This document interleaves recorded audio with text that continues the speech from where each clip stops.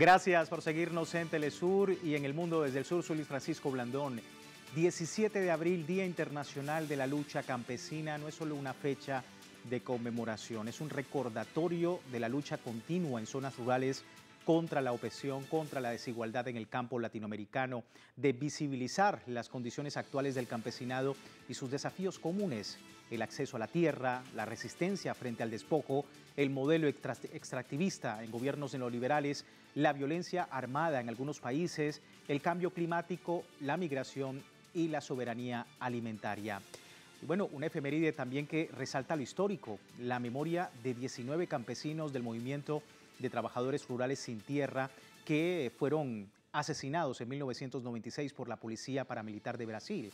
El crimen fue popularmente conocido como la masacre del Dorado de Carajás, ejecutado en el estado de Pará cuando familias del movimiento sin tierra ocupaban una ruta en defensa de territorios contra paramilitares. Este hecho marcó, por supuesto, la historia latinoamericana. Fue un claro llamado a las autoridades internacionales para crear políticas en defensa de los derechos de agricultores, de campesinos y para exigir también garantías para un desarrollo sostenible del sector rural con políticas públicas incluyentes.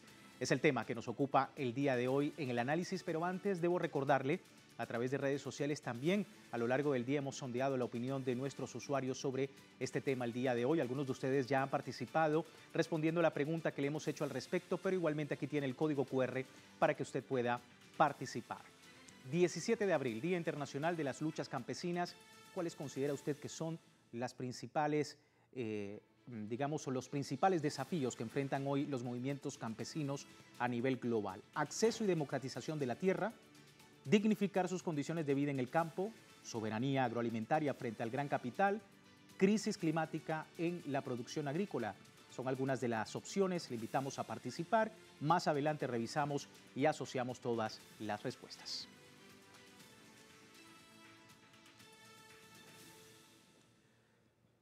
Comienzo al análisis. Eberto Díaz, dirigente campesino, integrante de la Asociación Colombiana de Trabajadores de Pequeños y Medianos Productores del Sector Agroalimentario, Agropecuario, Fuerza Nacional Campesina, nos acompaña desde Bucaramanga. Muchísimas gracias por tu tiempo, Eberto. Agropecuario, Fuerza Nacional Campesina, nos acompaña desde Bucaramanga. Muchísimas gracias por tu tiempo, Eberto.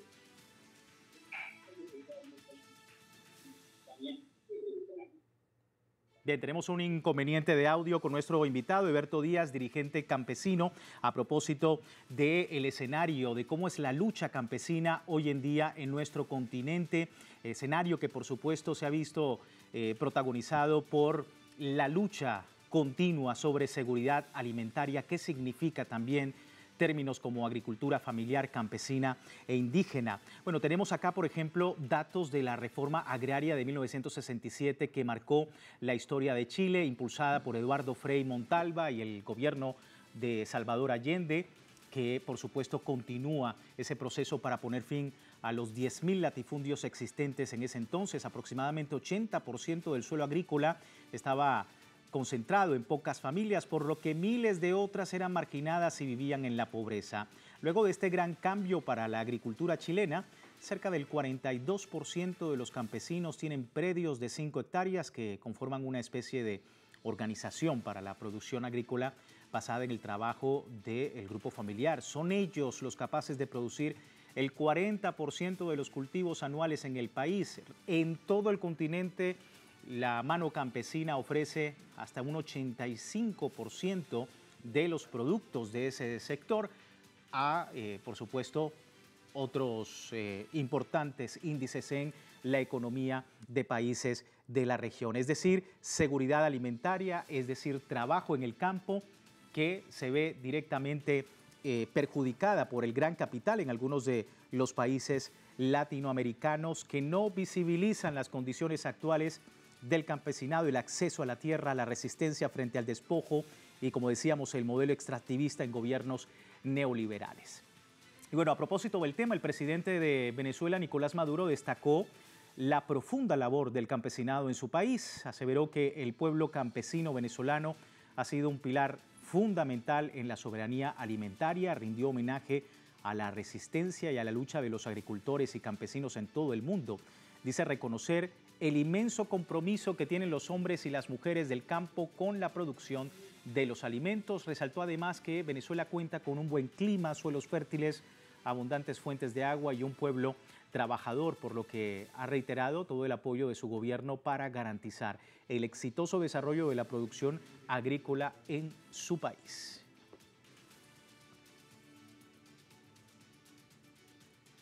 Hay datos importantes sobre la lucha campesina en nuestro continente. Nos acompaña, vuelvo y repito, Eberto Díaz, dirigente campesino, integrante de la Asociación Colombiana de Trabajadores Pequeños y Medianos Productores del Sector Agropecuario, Fuerza Nacional Campesina, desde Bucaramanga, Colombia. Muchísimas gracias, Eberto, por tu tiempo. Bienvenido.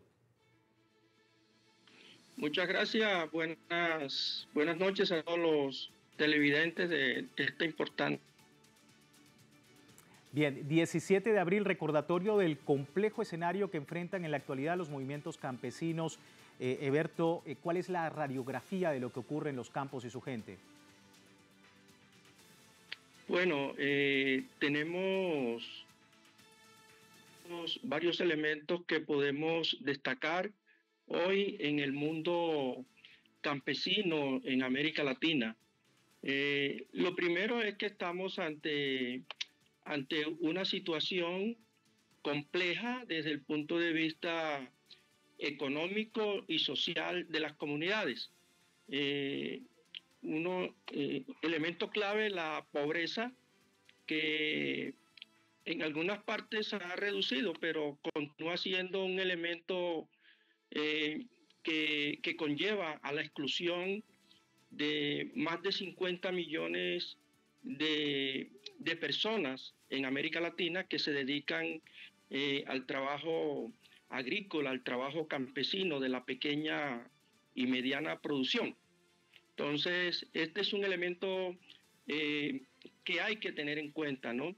El otro elemento son que se siguen aplicando las políticas que han llevado a esos niveles de pobreza, políticas neoliberales que se siguen aplicando a nivel de América Latina, aunque en algunos países, digamos, con la llegada de gobiernos progresistas se ha tratado de sofocar estas políticas neoliberales, políticas alternativas, pero que todavía no alcanzan la dimensión necesaria para sacar de la pobreza y de la exclusión social a millones de familias campesinas, como ya lo indiqué. Otro tema que se está viviendo hoy es el tema de lo que se denomina cambio climático, ¿no? Que ha traído toda esta situación, digamos, de inestabilidad en los temas productivos, por muchas sequías o por mucho exceso de agua. Entonces, ese cambio climático está creando una verdadera zozobra en muchos territorios y en muchos pueblos de nuestra América Latina. Otro tema clave que hoy tenemos que tener en cuenta es el tema de la migración. Más de 43 millones de personas migrantes hoy viven en condiciones de superexplotación en países desarrollados, en los países desarrollados, principalmente en Estados Unidos, en Canadá, en Europa, y esto también conlleva a una situación de abandono de muchas regiones del campo, buscando nuevas oportunidades. Sí. La deforestación es un tema que también trae profundas situaciones de desestabilidad en los territorios. Sí. Ahora, La Eberto, situación... sí. ¿Sí? Sí, te decía, Eberto, la lucha por la democratización de la tierra, ¿no? Del abrazo futuro a la tierra. Es el denominador común de las familias campesinas a lo largo del continente. ¿Qué tanto se ha avanzado? ¿Qué tanto se ha retrocedido? ¿Cuál es tu lectura sobre esto? Bueno, lo que estamos viendo en América Latina es que no se ha avanzado realmente en una política de profundización de acceso de tierra al campesinado. Al contrario, lo que estamos mirando es una política de persecución, de violencia, de desplazamiento de muchas comunidades por el modelo agroexportador, por las políticas neoliberales y por la situación de pobreza y de migración que viven las comunidades. Entonces, el tema de la reforma agraria sigue siendo una deuda todavía que se hace necesario saldar y que todavía nos encontramos lejos de la posibilidad real de tener una política de reforma agraria en nuestros países. Sí, ahora... ¿sí? Sí, entiendo que tú como líder campesino tienes la oportunidad de compartir experiencias con organizaciones campesinas de otros países. ¿Cómo estás observando pues, esa articulación de comunidades campesinas, la respuesta organizada frente a temas como lo que tú comentabas, una verdadera reforma agraria, paz social, soberanía alimentaria? ¿Cómo estás viendo también la articulación de todas estas comunidades campesinas a lo largo del continente? Bueno, digamos la articulación más importante que existe hoy en América Latina y en el mundo es la CLOT a nivel de América Latina, que es la Coordinadora Latinoamericana de Organizaciones del Campo, en la cual nos articulamos numerosas organizaciones de América del Sur, de América Central, del Caribe, de América del Norte, en una gran confluencia que nos permite enfrentar y ser una voz más unida. Y desde allí estamos, digamos, promoviendo las políticas que son necesarias para superar la crisis que se vive en el campo de nuestros países. Por eso la reforma agraria es una de las propuestas clave, la reforma agraria popular e integral que permita dar salida a la situación de no tenencia de tierra de las comunidades en el continente. Somos más de 120 millones de personas hoy que trabajamos en las zonas rurales en América Latina, ¿no? De las cuales más o menos cerca de 50 y pico de millones se encuentran sumidas en la pobreza, ¿no?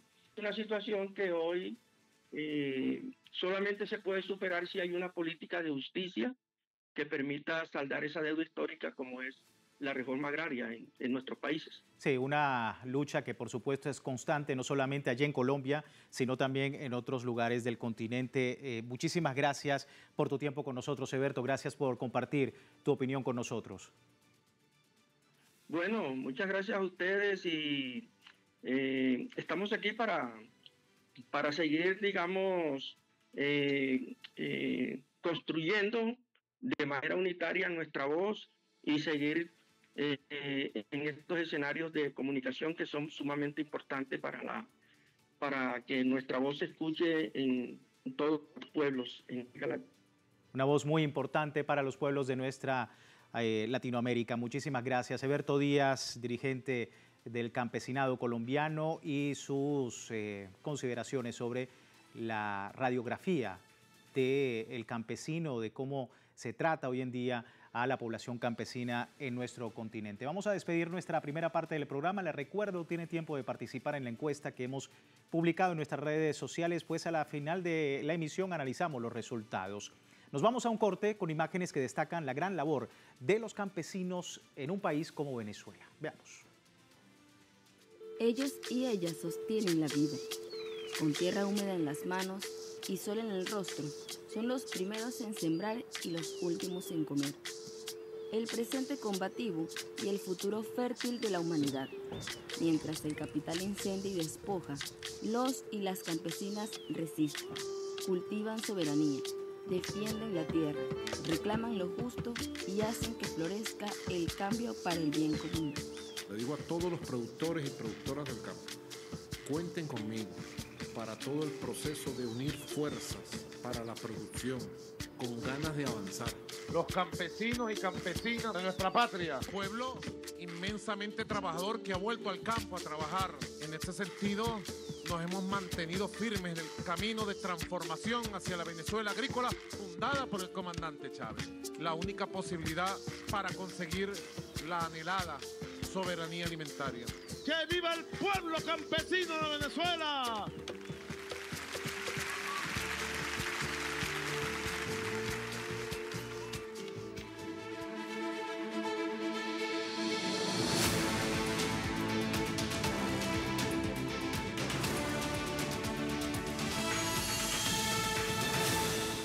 Gracias por seguirnos en El Mundo desde el Sur. Hoy 17 de abril hablando sobre este Día Mundial de la Lucha Campesina, de cómo está en la actualidad el campesinado en Latinoamérica, de los avances, de los retrocesos. Hablábamos, por supuesto, de lo que queda pendiente todavía en nuestros campos, pero también de lo que se ha avanzado como de identidad cultural, de lo que representa para el campesinado lo que se ha aprobado desde lo político, desde lo social y por supuesto desde lo económico.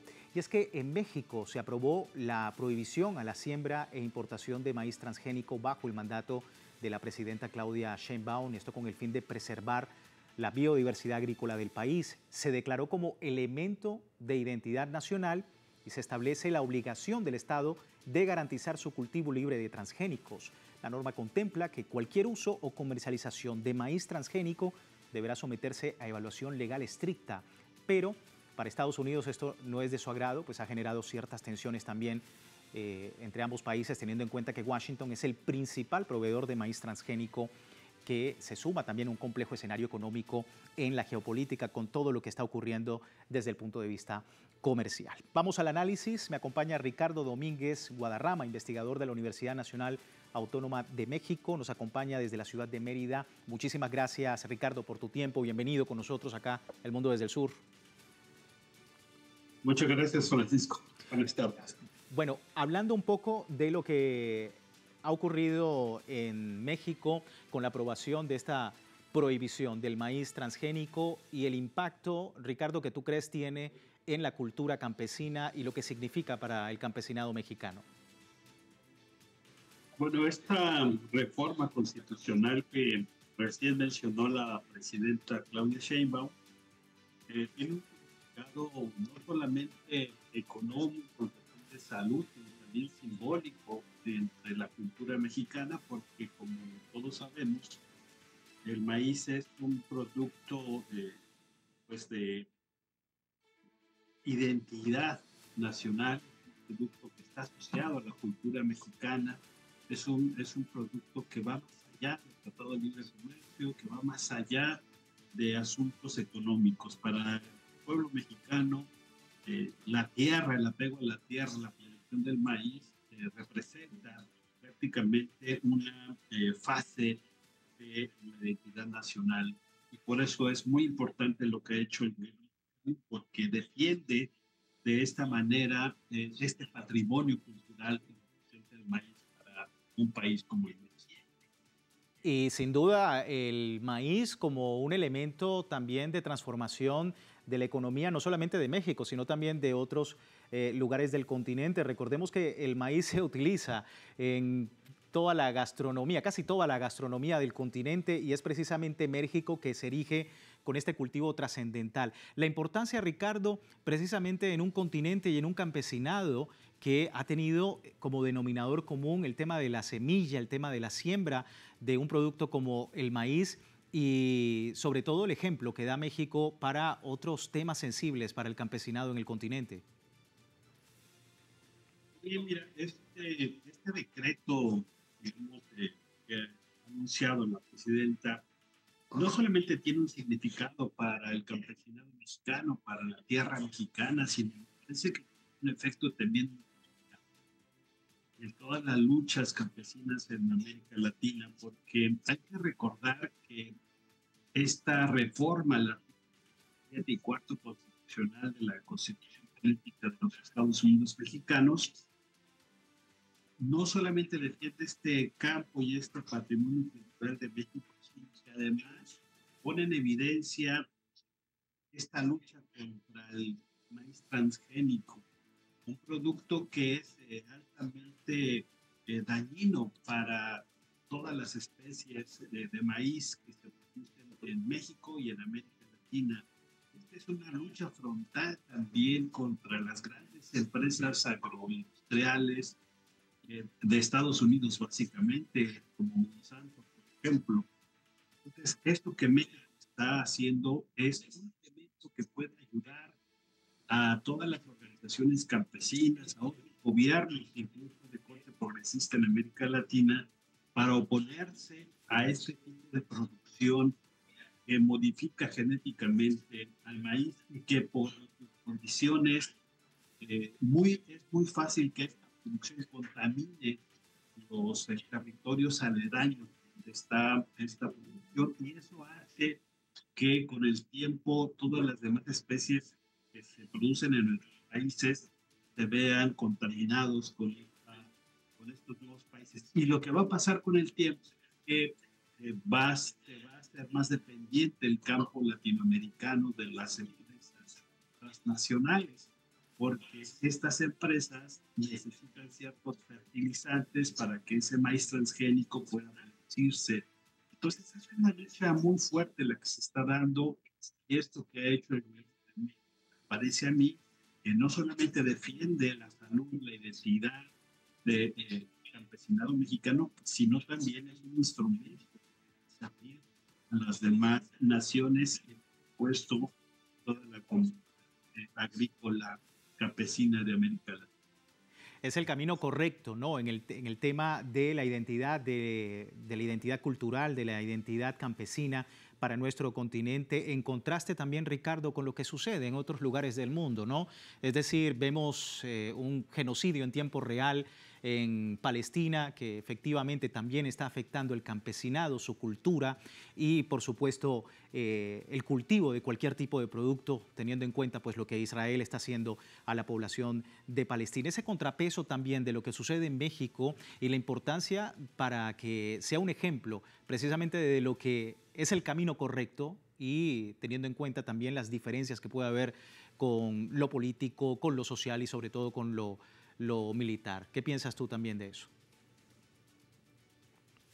Es que es justo lo que estás diciendo, Francisco, porque digamos es una lucha contra todos esos productos, de esta forma de producción capitalista, depredadora, que tiene que ver con el neoliberalismo.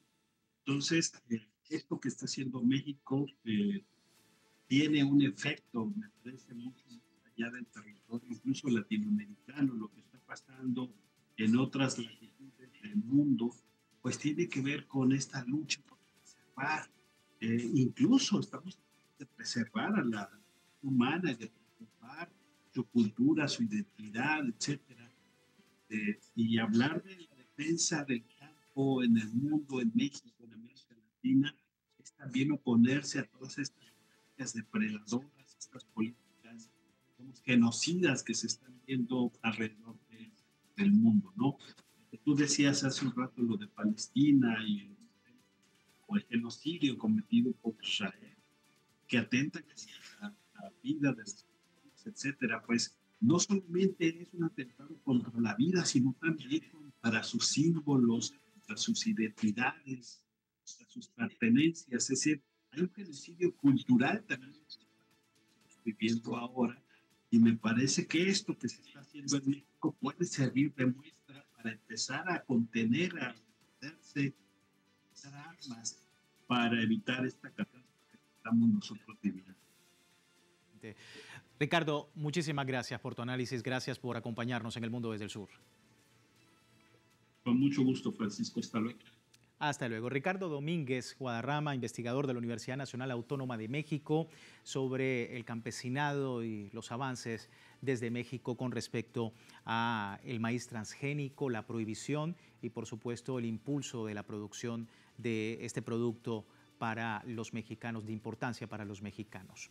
Antes de terminar nuestro programa, revisamos los resultados de la encuesta que desde temprano hemos ofrecido a través de nuestra cuenta de Telegram. 17 de abril, Día Internacional de las Luchas Campesinas. ¿Cuáles considera usted que son los principales desafíos que hoy enfrentan los movimientos campesinos a nivel global?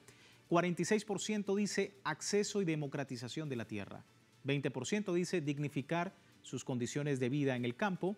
27% dice soberanía agroalimentaria frente al gran capital. Y un 7% solo dice que es la crisis climática en la producción agrícola.